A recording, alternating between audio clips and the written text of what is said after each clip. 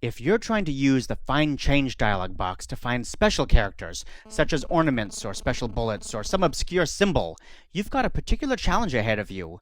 It's really hard to use the Find Change dialog box to find those things.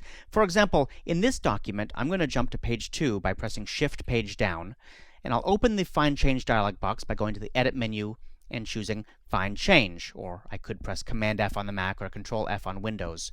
I'll move this out of the way so you can see things a little bit better. And I would like to find this swashy looking character. But what on earth am I supposed to type here in the Find What field?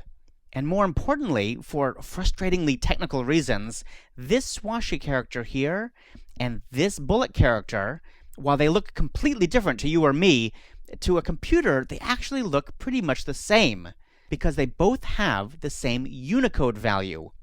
Unicode is a numbering scheme in which every character has its own number. And there are tens of thousands of different Unicode numbers, but still, bizarrely, this character and this character have the same Unicode value.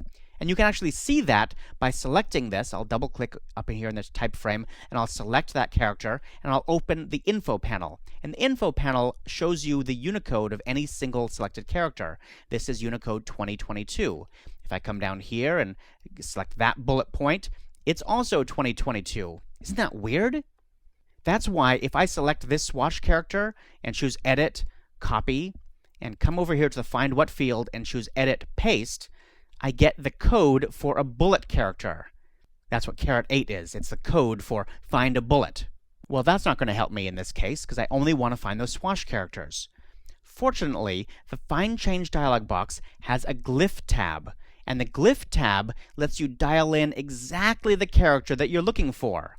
The glyph tab has two pieces, Find a Glyph and Change a Glyph. So we want to find a very particular glyph. I need this particular glyph, and I cannot go by its Unicode number because, as we saw, it's used elsewhere in the document as a bullet, so Unicode won't do it. I need to choose the GID value. The GID value? Well, that's the glyph ID.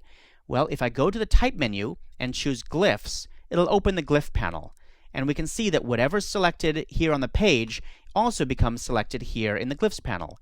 And if I hover on top of it, I can see that this is GID number 510, and Unicode number 2022 has a name called bullet, right? Doesn't look like a bullet, but that's what it is.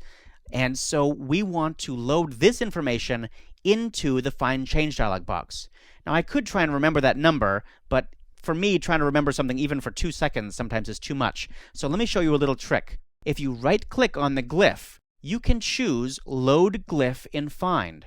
And if I choose that, you can see that it grabs that information and drops it right into the glyph tab of the Find Change dialog box. Isn't that great? Now, I'd like to change that to some other different kind of ornament. So I need to go find a different ornament now. And I'm going to choose it from a different font. Before I change my font, I better deselect all because I don't want to actually change the font of that character. So I'll click out here, and then I'll just press Command-Shift-A or Control-Shift-A. That deselects everything on my document. Then I'll go grab a different font. I could choose a different font from up here in the Control panel or down here. I'm going to just pick this Garamond Pro. It looks like it was highlighted here already. But you can pick any font you want out of this pop-up menu or out of the pop-up menu in the Control panel. Doesn't matter. The glyph panel will update. Here in the glyph panel, I'm going to choose Ornaments from the Show menu, and I would like to use this particular glyph here from Adobe Garamond Pro. Again, if I hover over it, it gives me information about it, but in this case, I'm going to right-click on it and choose Load Glyph and Change, and it loads all of that information into here. Now I can determine the scope of the change. For example, I could change this from document to all documents. Let's say I had 30 different documents open at the same time. I could make this one change across all those documents. Click Change All, and it said, well, in this case, one replacement made, but use your imagination. Maybe there were hundreds of changes made here. Click OK, and you can see that now we've got the new ornament in the new font. Perfect. Sometimes you just need a tool that does one thing and does it really, really well. That's the Glyphs tab of the Find Change dialog box. It's not elegant, but it certainly does its job.